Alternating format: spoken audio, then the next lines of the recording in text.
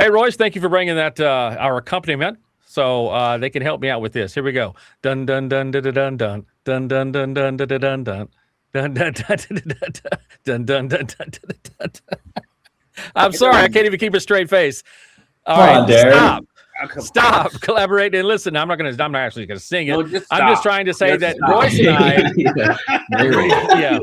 stop, please. The word after stop is please. Stop.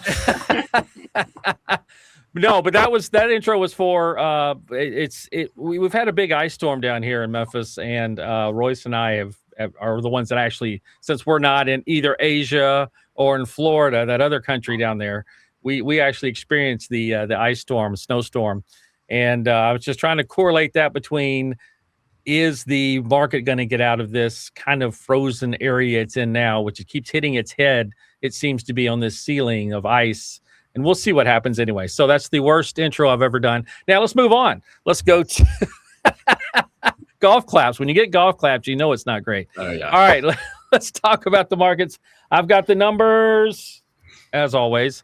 The Dow was 49,501, which was up 0.5%. S&P 500, very synchronized, was down 0.5% at 6,882. We have the Nasdaq, which was the big loser today, 22,904, which is down 1.5%. The dollar is at 97.52. We've got WTI gas 64.53. What the gas prices? I mean, I've seen people get it for $1.99 after their rewards now, so it's pretty crazy. Right. Gold is at 49.87, almost at 5K again. Silver 87.75 as it has rebound.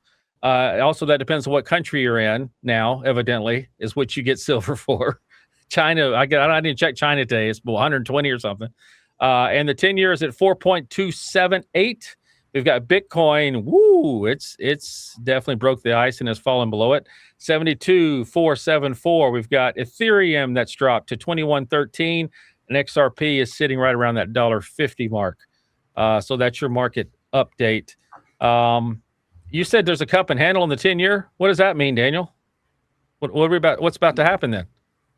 I mean, I have two balls, neither of which are crystal, so who knows what actually happened. But please do not show us you using those crystal balls. You've never heard that saying? So, I mean, we'll get into it, but, there was some news with who the new head of the Fed will probably be, probably because he still has to be confirmed and whatnot.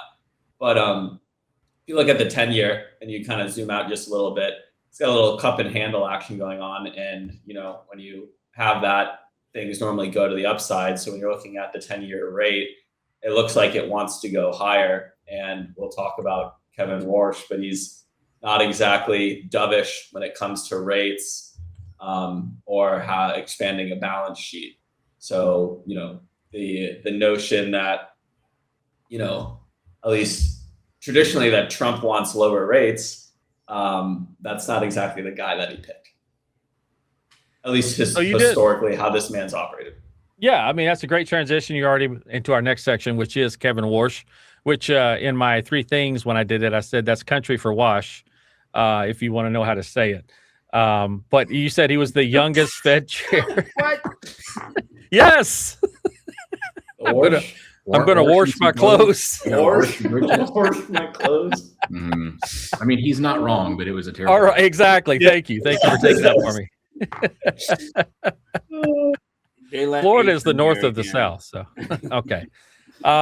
So you pretty much covered the whole section here, but I mean, any other comments about besides? I thought he was a crony of Trump, but Warsh going into the position of the Fed chair. Is there any opinions on that? Or are we just wait and see? Mr. Bank, anything you want to say on that? You do? Okay. All right.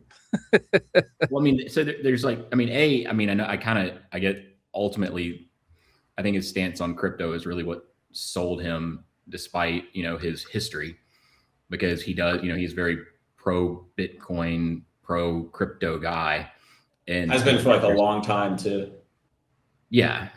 I mean, he's been that way for quite a while. I mean, and he's one of the younger guys. I think he was one of the youngest Fed governors or something like that. And so is the youngest ever, I believe, at 35. So he brings that, millennial whatever to that millennial thought process to the banking system, which is, probably relatively refreshing and, could work out pretty well. But I'm kind of two minds with this one. Like, the first thing is obviously his previous stance being hawkish, and he's not, inflation is obviously one of his highest priorities, and he is not one of those ones that's going to cut rates very quickly.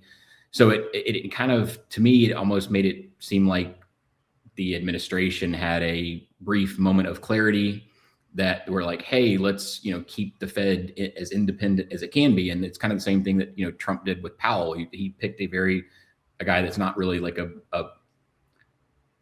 bootlicker per se, but he's kind of one that's going to maintain the Fed's independence. And so I thought that part was great. But then the pessimist in me comes out and thinks that it's just another guy that is going to, put on the knee pads to go out and elevate his career to the next level. And that was the clearest and quickest way he could do it. All right, Josh, with the bootlicking and the knee pads. Mm-hmm. Appreciate that. At least it was bootlicking. To describe. I was very cautious with my words.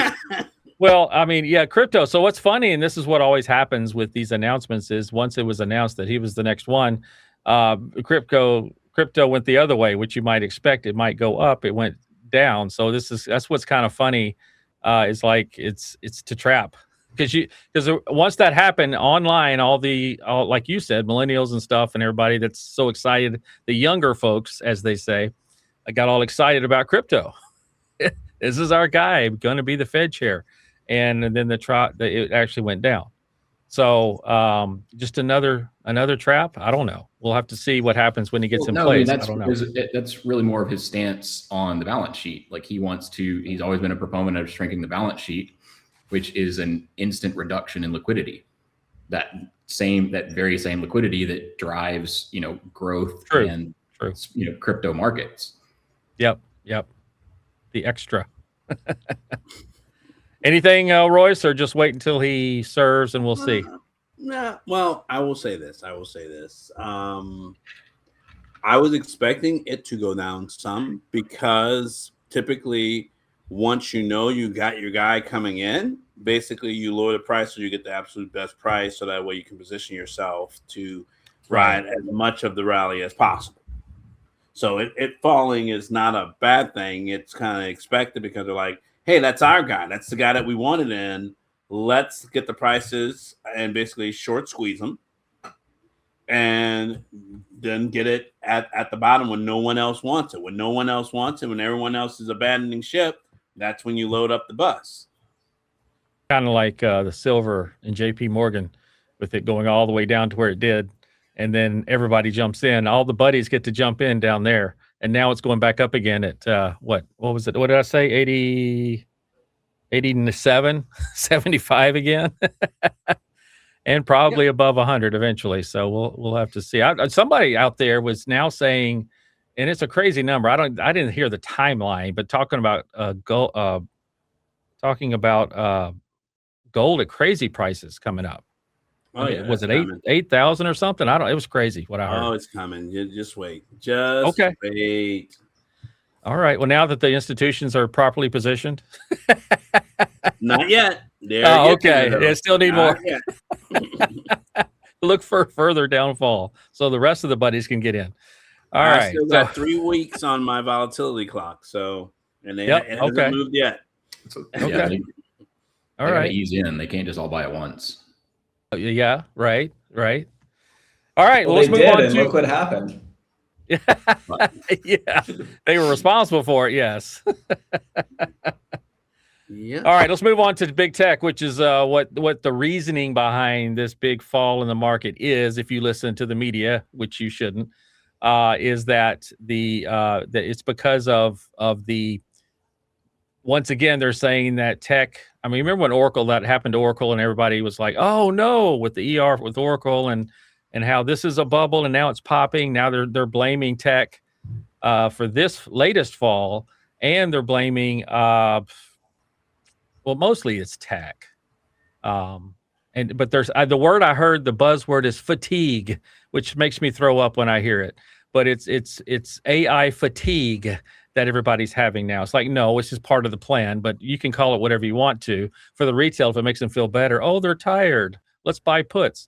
So anyway, you mentioned Meta and their CAPEX, capital expenditures, which is really what's the crux of all this, is what they're saying with the tech. All the tech and the AI and everything is that they're spending a lot more, and they won't be technically profitable till X time in the future. So why is so much money going into it now? Go ahead and give us the skeleton, if you will, Daniel. Yeah, so there's a few like specifics to it. So, just for example, like Meta recently released earnings, and they poured 50% more CapEx last year into AI infrastructure build out, and they plan to do more in the future, which originally they popped on that news because they were actually showing growth from their AI spend. But if you look at their price action, it's completely retraced that entire gap up. And Microsoft also reported similar kind of spend increased CapEx by 45% and plan to increase it more. But they traded down on the news, and their chart looks quite bearish. And that is because that 49 or 45% of their performance obligation for the CapEx spend to justify it comes from OpenAI, which recently, according to NVIDIA, they no longer have that $100 billion deal going into OpenAI, which was supposed to finance the infrastructure costs that they were going to buy from Microsoft and Oracle and whatnot. So a lot of people are, speculating that circular financing that we saw for a while and we were all kind of questioning is not going to come to fruition. And now these companies that had projected growth and have companies like Oracle that have taken on debt to build out the infrastructure are not going to be, that infrastructure is not going to be bought up in the same way that they thought it was, and that it might cause this big CapEx build out without the capital capacity to actually use it from the AI providers like OpenAI, maybe an Anthropic. They're kind of less public with this stuff, and so the speculation here is that the big AI trade is unraveling a bit. And if you look at the Mag 7 charts, except for really Google, they all look quite distributive at the top. Not saying, once again, Darin, that's my position, right? But if you look at what the news is and just kind of how they look, they are not up and to the right. The 493 are doing a little bit better than the Mag 7. Right. Oh, that's right. It's because it's what did you call it? They're transferring it from tech to the rest of the 493. That's what's happening. Y'all said that 2 weeks ago. The rotation. If you look at the XLE, the energy sector of the S&P, that's a good looking chart. I gotcha. Yeah, but Oracle is ETF, not a good looking chart. It's funny that Oracle is important again, like it was many years ago, in this whole thing. They tried to say the TikTok because now they got that taken care of. That whole U.S. TikTok now. That was going to help them, but I mean, it just went crazy. And it's again right after Warsh was elected, or to be elected, and the tightening possibilities there, and all of a sudden now AI is like, oh, we may not get that free money that we've been getting. I mean, I don't know if that all ties together or not, but I'm just saying the timing is in the big macro timing of it's all funny. I hear NVIDIA is going to put that money now into China investments they were going to anyway. The 100 billion instead of into OpenAI. So I don't know. It's still circle of life is still happening in AI. But it's the song, please. I almost did. You're better at that one, the opening. But yeah, right. I mean, OpenAI still seems to be at the center here, and we'll have to see what happens with OpenAI. And I mean, is this? I guess say yes or no. Is this the beginning of the end for the AI trade? I think I know what everybody's going to say, but everybody pipe in here. Daniel. I think it's a pause. Oh, it's a pause. Okay. Accumulation. Yeah. I mean, I think of it as like, could, if, liquidity decreases, like rates, I doubt he'd raise rates. I think they might stay flat. Right. And it's like, okay, we don't get the, free money you're saying that we're thinking. Might consolidate a little bit until they're like, oh, okay, like proven a return on AI investment, at all of the S&P 500, and then it's like, oh, it's working. Then you kind of get it back. I think the market wants to see a little bit of proof in the pudding before they're like, let's keep these frothy valuations running. Okay, Josh. Yes or no? Beginning of the end, or pause? Yeah, I was going to say I'm weirdly with Daniel on this one. Like, I do think it's actually very much a pause. Like, you might have seen, with the wrench that was thrown into the whole expectation. I think back when, I don't remember who it was that had, Polymarket had as like the shoe in for the Fed. It wasn't Warsh. And so, and especially given his policies and what expectations were of, liquidity and quantitative easing and like the Fed balance sheet and things like that, everybody had already priced all of that into the market because of what, which is crazy to think that betting markets are now setting these things, but they are right. And so it really just kind of accelerated that rotation. You'll get some funds and some money managers that they're just accelerated their rotation out of risk. You get some that might have, bit off a little bit more risk than they can chew and had to, exit for liquidity reasons, but it did kind of throw a wrench into things. So I think everybody's kind of just, let's pause, reset, recalibrate, kind of wait and see for a minute. Maybe we'll see something more from Powell, maybe, which I doubt we'll see something from Powell, but, maybe we'll see a different stance once he actually gets into his seat as the Fed chair. But I don't know if I think it just really injected a lot of extra uncertainty into the market. So we kind of have to slow down and recalibrate for a minute. Yeah, I mentioned Warsh after post-Warsh is when, this all started happening. But also, and I think more importantly, is when all the corporate leaders and all the world leaders met in Davos, and everything now has to be played out as was planned behind closed doors there. But who am I to be conspiracy? I wish Darin could go to one of those meetings and like. Oh, if I could be a fly on the wall. Like he'd come back and be like, actually, they're all great guys. Yeah, because they gave me billions of dollars. That's what happens to the best, is they go to those meetings. It's like, well, here's $1 billion to agree with us. Okay, yes, I agree with everything you say. All right, Royce, there and he just I cannot be bought. I can't. People have tried. Everything can be bought. People have tried. Everybody's got a price, and mine's a Billy. Let me tell you. I'm a minimalist, so nope. Yeah, minimum 1 billion. No, yes, no, exactly. No. I'll take 500 million. All right, Royce. Well, when you turn it down, tell me you know a guy. All right, I will do that. That's right. If you want to minimize a little bit more, just throw it my way. I mean, I can already be a millionaire, but I chose not to. Oh, right. Shit, I'll take half. Me too. No, seriously. Someone tried to buy the company from me, and I was like, yeah, no, I'm not selling. That was years ago. A couple of times. Did I not say I could already be a millionaire, but I chose not to? I know, but no. Yes.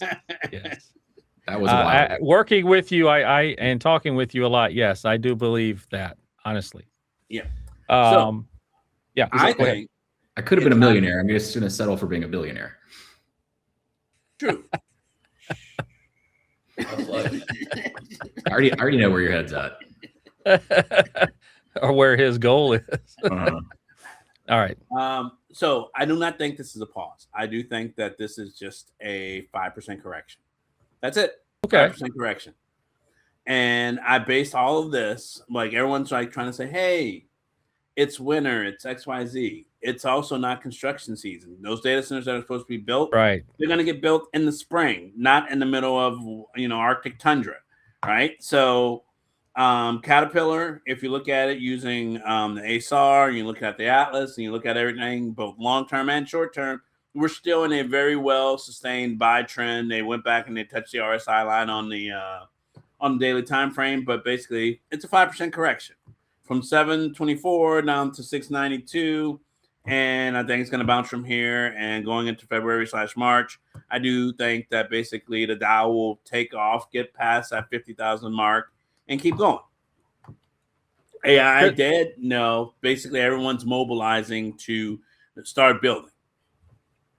Right. While everyone else is looking at XRP and looking at where crypto is going and looking at all these other things, they're taking their eyes off the fact that, other policies are being put into place, like the Clarity Act, which allows basically the SEC and the CFTC to say, hey, you have a digital version? That's great. We're governing it over here. You have the actual shares of stock? Great. We're still governing over at the SEC.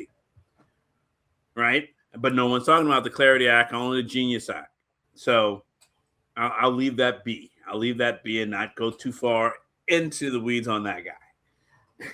Right. So just waiting on the build out and the money to get released for those build outs and actually be put into the economy. So it's got to happen. I mean, that's I guess that's construction risk has to be mitigated somewhere. So I mean, somewhere you have to take profit, somewhere you have to deploy funds. So that 5% correction, okay, we call that construction costs. Yep. It's all in the CAPEX right now, I guess. So we'll see what happens with this build out and who the winners are, and then like in the .com, who actually what companies go to zero that are being way overvalued right now. So that's going to be a shakeout period, probably. Let's say by September, we'll see. Let's go on to labor. I don't know why we keep doing this, because this is the BLS section of our show. So would you start scooping or shoveling? I mean, what do you have to say here, Daniel? Well, don't worry, Darin. You're not going to get your data this week anyway. So. Right? I was waiting so much on pins and needles, waiting for it.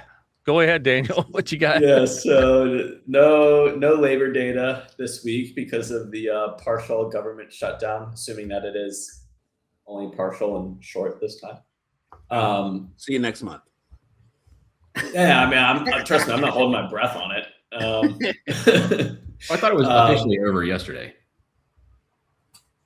Was it? Yeah. Well, I thought I don't know, because of they said that they were ending it yesterday. I haven't seen officially where they're back in. Okay, maybe they don't have the votes, but because they were shut down for 3 days, now we can't get our labor data apparently, because right. Those were the most important 3 days for them to consolidate everything. But when you look back at 2025, it was the weakest jobs growth since COVID. And we had the most layoffs since 2020, so COVID. And a number of big companies, Amazon, UPS, Home Depot, all had their second round of layoffs recently, on top of what was already decent sized layoffs before. Some of them kind of saying AI, some of them just laying people off. And when you look at the weakest jobs growth since COVID and the most layoffs since 2020, do you guys think that this is a contracting economy that we need to be worried about where things are going, or are we normalizing from where we had the best employment and the highest job growth in recent decades? Where do you guys think we're falling? Darin, you go. I'm moderating now. Well, I know, but I don't. Look I kind of gave what I thought about. Yeah, thank you. I gotta go to the bathroom. No, seriously, I don't really have much of a comment on this because I don't trust the numbers. And but you say no numbers. They didn't give you any numbers. Yeah, last week. I just gave high level numbers. Yeah, but I mean, you said something about the hottest in since. Darin. Okay, listen, I get on an individual print that you cannot trust it. But I think holistically, over a period of 5 years, you can look at the numbers as a general trend of how things are going. Well, first of all, even if you look at it, a lot of companies say they're laying off by April or laying off by whatever. So those numbers don't even get reported until actually they've been off and they're still technically employed. So all these numbers of these companies that are saying they're laying off this amount, this percent of this amount of people out of this warehouse because of robotics and what's coming along, we still haven't seen that yet. I mean, we're seeing the beginnings of it, but I don't think we really have true numbers even on that part. And I do believe that was also a huge thing of conversation in Davos because they were all there. I mean, all the CEOs are there, and you don't think they were talking about their staffs and how many they need to lay off here and there. And then, hey, you lay them off in January, I'll lay them off in March. I mean, you don't think it was all coordinated when they're going to do it. I mean, they're not going to do it all at the same time. So, I mean, it's just an area that I don't like. So I don't have much. Hold on. I need you to answer my question. All I heard was wow. Right. Okay, officer.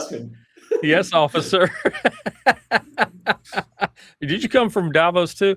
No. Too cold. I think it's. I mean, I think we are losing jobs. You'll be fine. We're losing jobs. Mixed with what? I think we are losing jobs to robotics, to I know we have, and to AI, because a lot of things that you can just pull up with AI, you don't need anymore somebody there to punch in and tap and all this stuff to get that information out. And then you have the folks that are being sent back to their country, and things like that are going to reduce your labor force. Nice, baby. That's another version. That's right. Senior. Jesus. Took me a second, but another song. And it's never mind. But anyway, the workforce, I guarantee they're in there talking about how to end the workforce. I mean, that was part of it. And I'm not saying totally, but how to reduce greatly the workforce so that there's a better efficiency, a better a return on investment. We can have a smaller staff, et cetera, and thus they can make more money. So that's my opinion. FedEx. No seasonal workers anymore. Everything's automated. And you just want to know if that reflects the economy. No, I don't think it reflects the economy right now, because remember, it's a K economy. You've got the wealth up here, you got everybody else down here, and we can be running hot, as we've shown over the last year, and still have most of the people struggling. And so the economy, it's just which way you're looking from. Do you have your shades on and you're way up high, or are you down low wishing that you could, even just make ends meet? So you look at the delinquencies that are happening out there from all these people who are struggling. I mean, you're not going to get that in the media. You're not going to get in the BLS reports or the BS reports. In my opinion, the economy is the Warren reports. Warren, WARN. No. Well, basically, the Warren reports are basically companies that have more than 100 employees have to literally. Oh, that's right. The law that they have to announce it and let people know that is coming. And it's in there before they even announce it to their employees. You can actually go there, see who's laying off to be able to know that it's coming. Yep. So it's a law. But no one's talking about those. We go look at this and we go look at that. But when they tell you, hey, just go look at the Warren reports, hey. Yeah, if they surpass the number of employees. I'm going to do some statistics for you guys. I'm going to next week, I'm going to bring you a list of companies and how many people are being laid off. So we can basically see in which sector, how many, so we can try to see who's being laid off the fastest. How about that?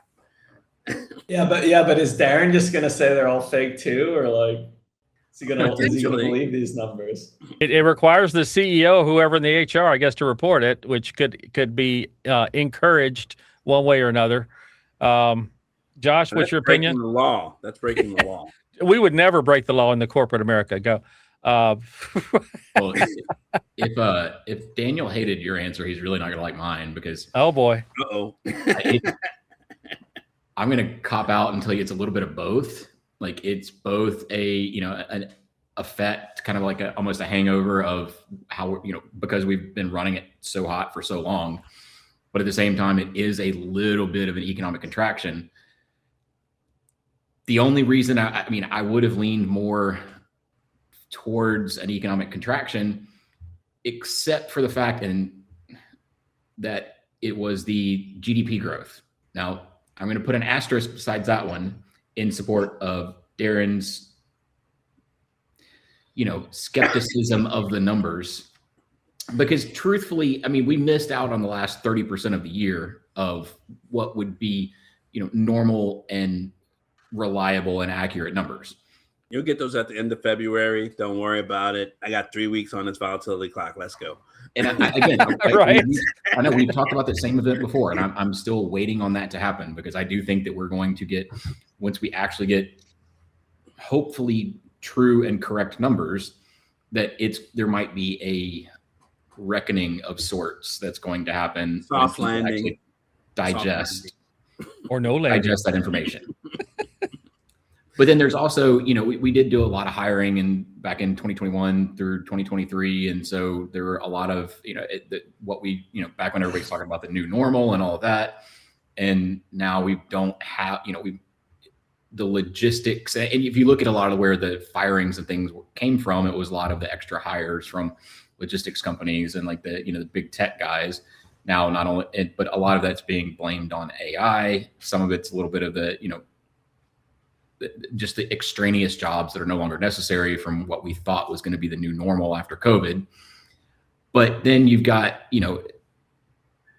the one thing that's propping that up again is the GDP numbers. So if we're looking at, it can't be an economic contraction, because if we truly have these, 4.3% GDP numbers, then that's that's one thing that can't happen in an economic contraction, because in a contraction, everything goes negative.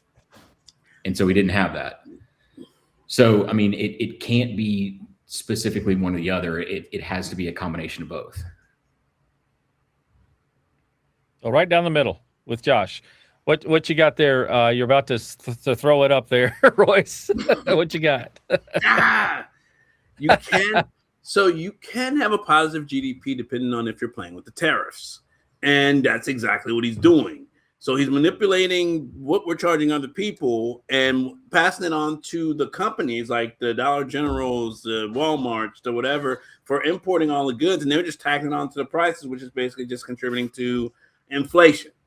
Right. So, and from my standpoint, from what I'm seeing, I do believe that you can have positive GDP, because where we're getting our stuff from and who we're choosing to develop and produce our stuff does matter. If they're using robots to do it, it also lowers remember, GDP is based on your gross domestic product, right? So that means whether a human is doing it or a robot is doing it, the robot, you are only buying the robot. You're not worried about labor. You're not worried about health insurance. You're not worried about anything else. That can actually prop up your GDP numbers, because you're not having to worry about the liability of another person.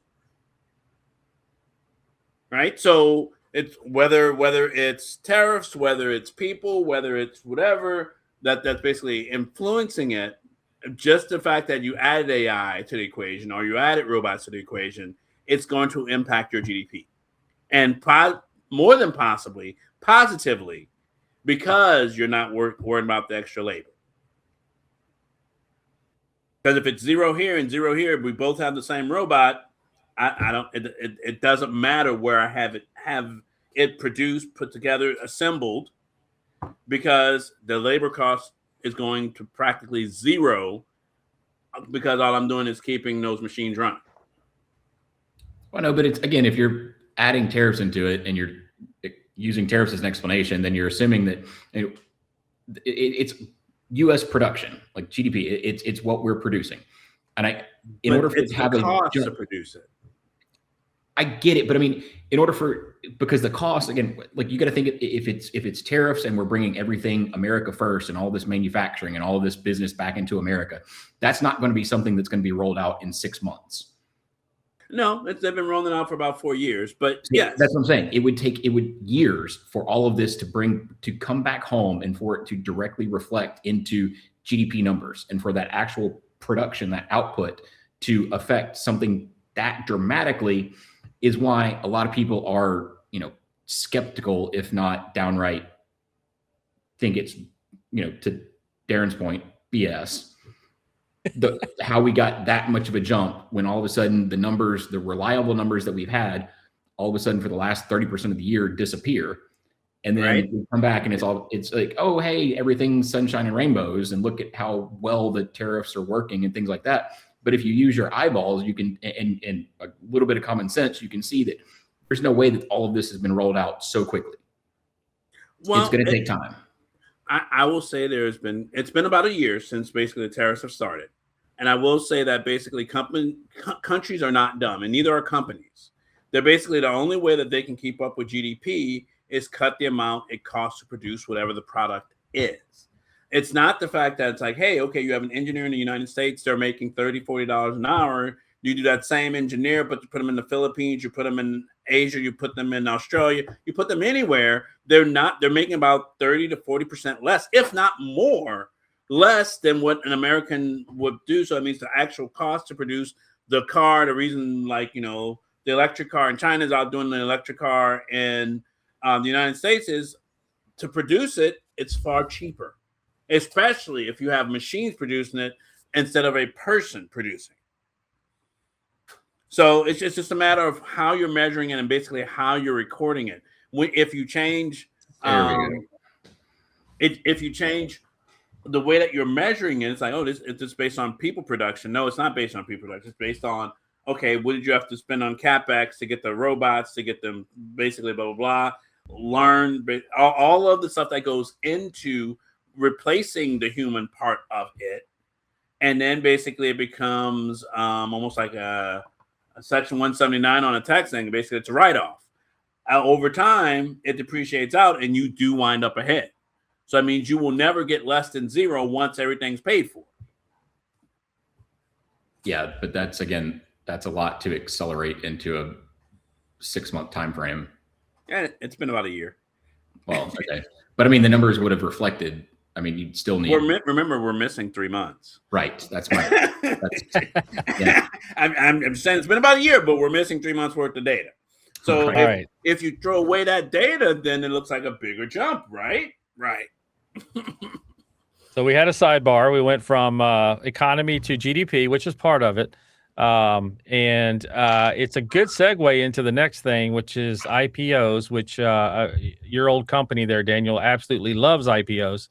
But it's where we also have a bunch of, it reminds me, because I always think of IPOs and mergers when we talk about employment too. And I don't know, and this is just kind of in between the two here subjects is all of the mergers you've seen and how many jobs are going to be reduced from that. I mean, it's almost like every day we hear this company buying this company and they're going to merge.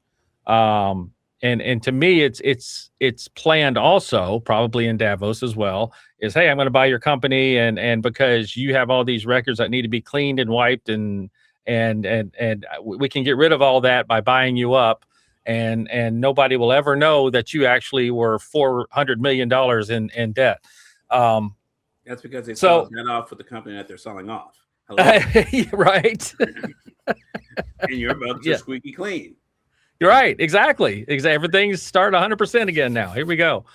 So to that, IPO is going to be one of the biggest ones, probably the biggest one ever to happen, is the SpaceX and XAI.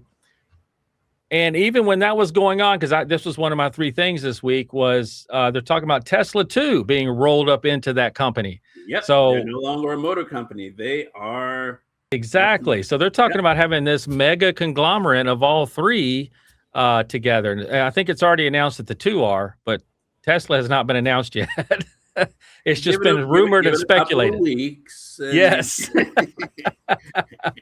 But to that point, IPOs, I have heard of a bunch of IPOs. What are some of them that are coming out this year? The big ones?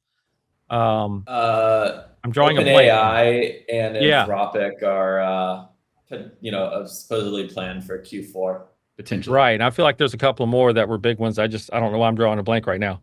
But IPOs, I mean, that creates jobs, doesn't it? Because you are creating you're getting more income for your business to hire more people if you need it. Is that going to create income?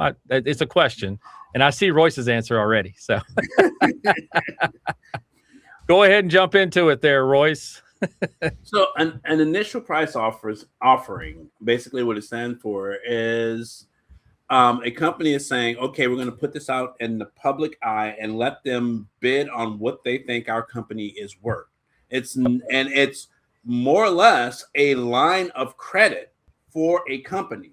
So it's not, hey, we're going to hire more people. It's like, hey, we're not going to raise funds. We're going to go into the public eye and let them loan us money to be able to expand and do X, Y, and Z. All right. So glorified loan. Literally, it's just a glorified loan. And basically, when you wind up with penny stocks, that means they've lost faith in your ability to pay back what you borrowed. And basically, now you're liquidating anything and everything, all assets, just to basically try to close it down and get rid of the last bit of liability that you have and hope that someone buys your intellectual property. All right. So, yeah, no. IPOs are literally giant fundraisers. They're like, IPOs, please give me a credit card. That's my favorite time of IPOs is when they do that in the 48 hours that are right after that, to see if all those people that got the money here, it IPO'd at this, it came out at this for the public, and then all the rich guys take their money and it drops all the way down below the IPO price. No, so typically they're locked in and they can't do that. Typically there's a after a certain amount of window. time. Yeah. There's a window. Yep. To prevent pumps and dumps. Yeah. Yeah, I've just seen it happen though. For whatever reasons, I've seen it drop below pretty quick. All right, let's. I mean, maybe it was family members.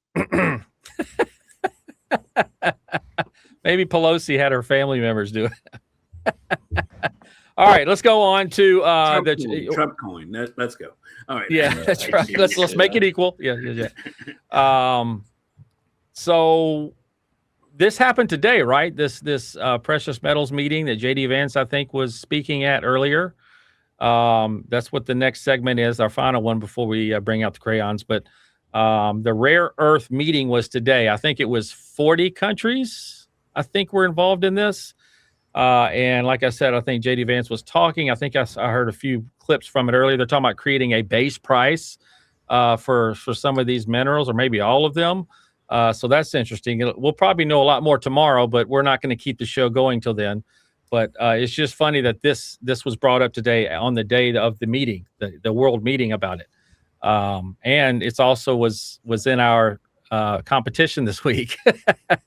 You Amy, because I'm not. So anyway, let's go to what set it up. You caught that, Royce. Yeah.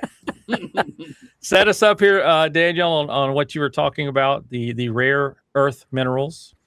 Yeah, so the White House is poised to create a $12 billion stockpile of critical metals, says like cobalt and gallium.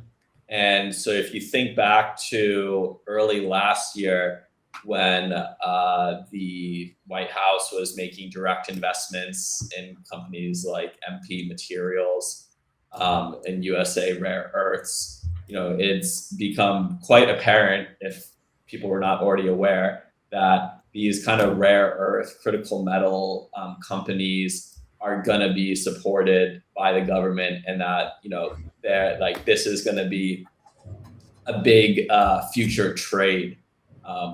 Whether it's it might not be tomorrow, but some point coming up, these companies are going to have a lot of attention on them. And they've already had one little run. And, there's, with the US essentially saying like, we are going to buy a bunch of their product, you can have great speculation that they might have another. And Darin, I have a note in here for you, and I put it politely, and it says, state-sponsored capitalism is here. Ride the ride, or I don't want to hear you complain. Yeah. So Right. Fall in line. Yikes. Yeah, I saw Josh like that one too. So Mhm. yeah, it's well, I mean, Royce always says, corporate governance and Yep, corporate Congress, here we come. here, yeah, I mean, it's like I said, they're all going to start wearing patches on their suits. So I guess, do you want us to? Is this just a statement, Daniel, or you want us to talk about this? But because I even sent out a couple of charts of the rare minerals and the companies involved. But so I guess what we're saying is just keep your eye out for that. HYMC, things like that. That I'm just kidding. I don't own it, by the way. But it's an example though of it's a gold and silver miner, and it has gone from $5 to over $50 in the last year or so, and that's just absolutely crazy. And that's what's happening to some of these when it's because they say, okay, well, the government's going to give them money, and we have endless amounts of money in the government. We can take money from future generations and buy now with their future money and make it more corporate governance, as Royce was saying. So here we go. I mean, the plans are being laid out and in front of us. So, and because China's basically getting to the point that they're like, hey, I'm not going to do it anymore. You stay away from our country. So now we have to find somewhere else to get it from.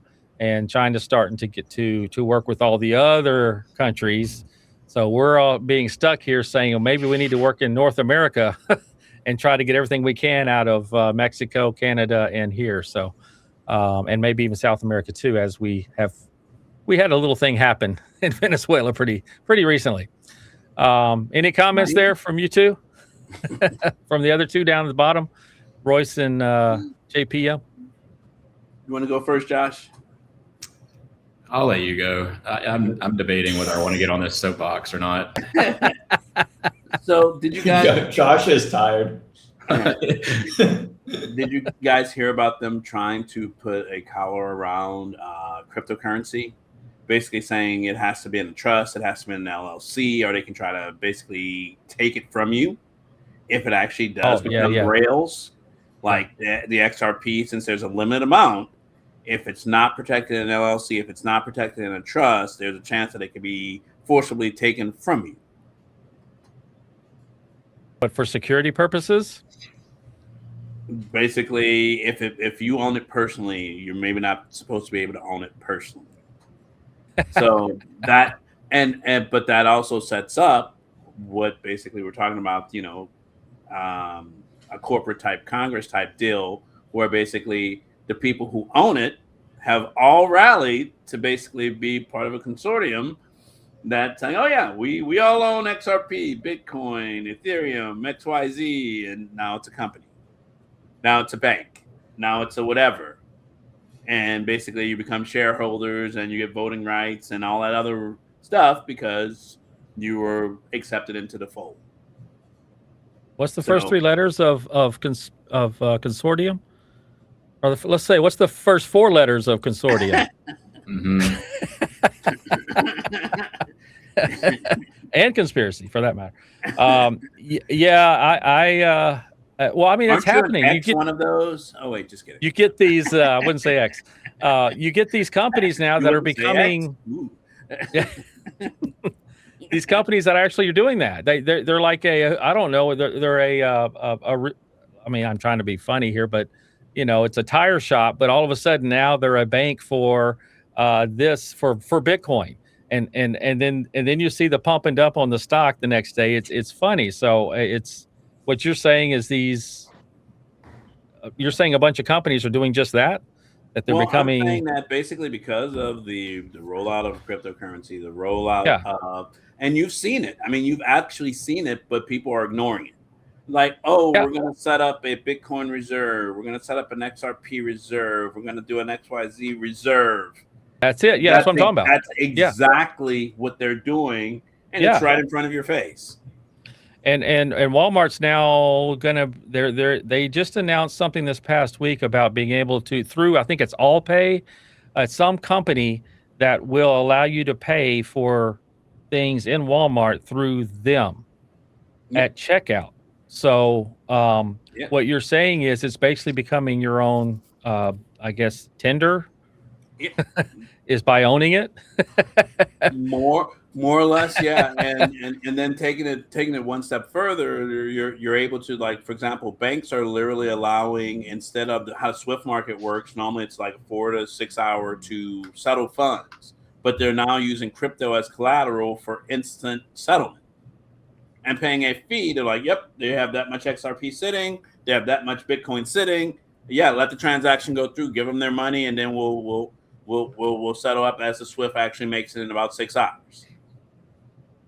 There are literally companies standing themselves up to do exactly just that. They're like, hey, we're just going to put all this stuff in USDT and wait. Well, a lot of companies in China, because I see those that are doing that already. So I'm sure it's gonna just roll right over here. It's all right, Wild West. I mean, to me, it feels like the banks, I mean, should be sweating it. I mean, that there's going to be no use for them eventually, but I don't know. I guess there will be. They're just like them. They'll have their own minted coin that will eventually go back to USDT, so that way they can do stuff internally and then go back to USDT. Right. All right, cool. We covered a lot there. Come on, Josh. Now you got to give feedback. I gave you a lot of ammunition. He said he didn't want to get into it. No. That's what you say. Well, I'll say two things. One, go back in history, all the way back to the 1800s, and look. There's 4 instances of moderate to severe state-sponsored capitalism. None of them end well. But there's also about a 75-year cycle that you go from inflationary, deflationary. Yes. And they're all right about. Do you mean specifically in America? Yes, specifically in America.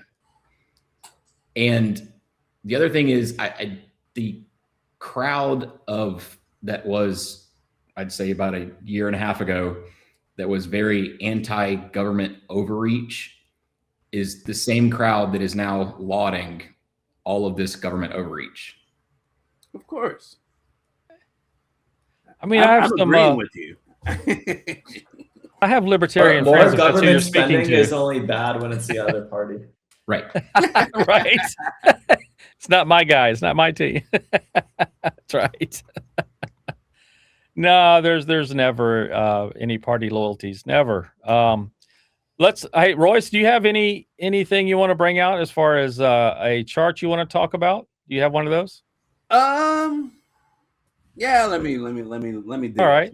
Let me dig up Well, something. while you're doing that, I'm going to introduce that this is After the Bell Crayons and Charts with Royce Wells and with Pips, who is the one. Yep, here we go. Let's move it on to here. We're looking at Apple. Apple. We love Apple, right? We love Apple.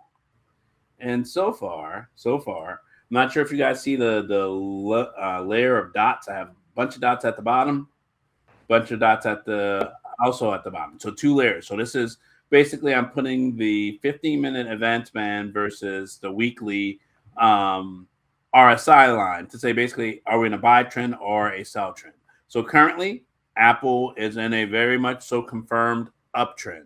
The only thing that will change it from being an uptrend is if it breaks underneath that 266. But otherwise, we could potentially wind up at 284 before the end of the year, probabilistically. So from where we are, I hope that you guys are paying attention to these charts. And I'm going to turn on a few more things so that we see just a few more ways to view this. There is a downtrend that basically began on the weekly time frame, roughly January 9th, and we've been going down since then until we got it where the black RSI line got to the very bottom of our band, and we've been pushing ourselves back up. We have not gotten the all clear from the weekly time frame. So what I'm looking for in order to get us back up and to the right is a green recycle to show up any day now. And I can actually potentially get there if we do a little bit of rounding. I was on the 2-hour time frame. I switched over to the weekly time frame, and you'll notice the very sign and symbol that I said that, hey, as Daniel says, we're back. This guy showed up today. So from where we are, I do expect Apple to be going up and to the right, at least for the next 5 to 6 days or maybe weeks from here. And that's all I got. Hopefully you like Apple. Nice. Well, yeah, it's just weird because you get different reports about Apple too, like they do. One said iPhone sales were strong, then one said that they weren't and they were weak. So I don't know what to believe anymore. But yeah, I guess it's one of the few Nasdaq ones that did well today. That's 0.6. Yeah, 2%. I'd be surprised based on their last software release. But I'm gonna get off that soapbox and. All right. Well, that was After the Bell, crayons and charts with Royce Wells and Pips, and our algorithm and indicators, which are special just to us. So let's move on to since we're on Royce right now, we might as well stay with Royce. That's he was right. the winner. He was the winner this past. It was 2 weeks ago because we were iced out last week. And the stock, as mentioned earlier, was UAMY. Speaking of rare earth minerals, and he was the winner because it went basically it hit all 4 channels, I believe, in an hour. What was it? After it closed on last Wednesday at $9.70, which Royce's channel was $9.50 to $10, so he got it. And that gave. Let me bring up the scoreboard here, and it will reflect that I am solidly in last place now with that win from Royce. He now has 3. I have, and Daniel has 3, and I have 2, and then Josh has 7, and we still have 1, 2, 3, 4, 5 weeks to go. So everyone except for everyone's still in it. So you're saying there's a chance. Josh literally needs one more win to secure his win for this season. That'll do it. So that'll do it. I'm rooting for Josh just so it can be a head-to-head 2 for 2. Let's go, brother. I mean, if markets closed at 4 instead of like 4:05, I would have won last week. Or 4:05. I mean, we all could say that. We all could have said a recruiting pipe. Man, I just hear Josh complaining. I could not be more irritated. Hey, I'm here for it. We can tell. We do have extra counseling if you need it. Okay. Refer that one to HR. Okay. Yeah, right. Talk about people who are at the top and they still are not happy. Jeez. Who is this guy? I'm ready to close it out. Okay. So I can ride off into the sunset. Not going to happen. And I should play this conservatively, but I won't. So we're going against Google. All right. So let me pull that up. Class A shares. We are looking at Google here. Class A shares. It's at 333.04 as of close today. Mm-hmm. So, and it's basically trying to go down aftermarket, post-market at about 437. So it's sitting at 328. What I love about this guy is that he has about a $20 range. And the fact that he's sitting close to the bottom of that $20 range is kind of nice because it makes me want to think that he might be going up. There is let's do a giving a lot of information for us picking. I know that, but I get to pick first, so it doesn't matter. Right. So with that being said, there's about a $6 range on this guy, starting from about 325.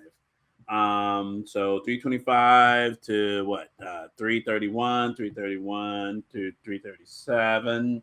337 to 43, and then 43 through 49. So pick your poison. I'm gonna pick $20 channel or no? Actually, I'm gonna be that guy. Don't do that. Don't do it. I am going to let Josh go first. Okay. What was the top and bottom though? 25 all the way up to 349.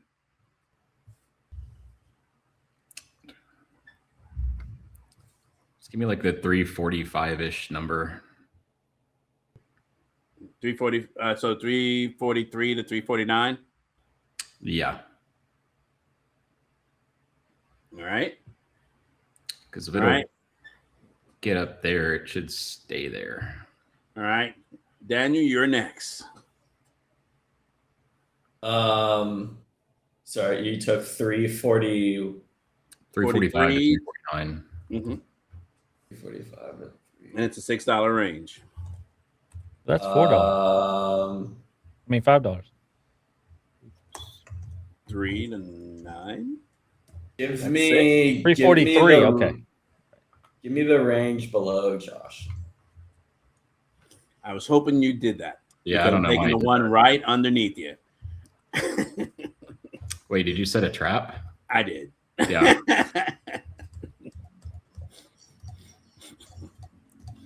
Yeah, but see, this is one of those ones like there's no. So right now it's in Darin's range, and that means it's all in Darin's favor, right? No, it's not. Next season's rules will be last always gets to go first. That's what we're going to say next. Oh, so now you want to do the randomized picker, huh? I've always been wanting to do the randomized now, but you guys will never do that. But I've always wanted to. It could be a part of the show. Hey, I was the one that recommended it. It's Royce's show, okay? No, I recommended it way before that too, though, because I was like, I even remember I made one. I let not the underdog I made one. have the first pick. I let not the underdog have the first pick. And so if I'm he the wins underdog next week, that means he's more than earned it, right? He's more than earned it. Is this a representation for the unfairness of life in Davos? Darin goes last because he's the outsider that doesn't get invited. Yes. So I'm at 349 and up. Is that right? Not even close. You're No, all I mean, at the that's bottom, sitting all the way. It's currently in your range. You have that 325 to 331. 335. Oh, hang on then. Hang on.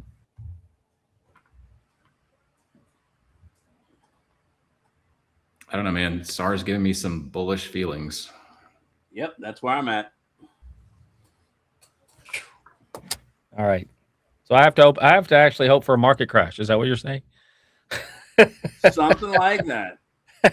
I like this a lot. I like this a lot. Josh, if it actually shoots the works, you will actually get it. Right. So, all right. Just that extra volatility that, like, right after market today, kind of threw the numbers off a touch, but. All right, so you guys saw it here. You push the low man down. That's what the that's the theme. We didn't push you down. I literally went, APE, Quant. I already said it's tough to find a job. Now you're gonna take it out of this away from me too. Oh, don't worry. Just push us down. Just push us down. If you lose, you're being furloughed. So that's right. That's the ultimate penalty there. 25% chance. But it's in your favor right now. Underdog secret. If it does absolutely nothing, you win. Can I help the unemployment number some? I don't know. Why you don't? All right, guys. All right. Let's listen to it. Right. You want to be a part of a fake number? That's right. Exactly. We'll release it when we feel it's appropriate to our agenda. You don't exist. That's right. Well, I actually saw a really cool social media guy on Facebook last week. Unfortunately, he wasn't wearing a shirt. So I knew that was what you were talking about. I knew it. Right, I'm so glad I don't know about this. Yeah, I mean, if I were like most of the youngsters out there, I'd be going, and you can see that at blah blah blah blah. He was literally almost Russian dancing, doing a spin. Darin, it's never too late. There's an audience for everything. Wait, was this I got AI? to play. This is the AI version of Darin. Yes, exactly. It was an AI thing. It wasn't like IRL. I was during this whole ICE event, I was exploring AI and to the demise of everybody. Sorry about it. You'll never eye transplants. Wait, this life event? You're too old for a midlife crisis. Yeah, I'm past that midpoint unless Oh, I no. get really old. Your Uncle Bob is up there and doesn't look like he's quitting anytime soon. So Oh, you're that not is- midlife yet. That is fair. All right, I do have his blood. All right, Dude was kicking let's get out here. Let's see what happens in this next week. Let's see what happens with the stock market. It's going to be very interesting because it seems to be at a ceiling, but are we? So we'll see what's going to happen, and we will see you next week here on After the Bell from Arbitrage Trade. Goodbye. Josh. Right? And I'm going to stop the recording now.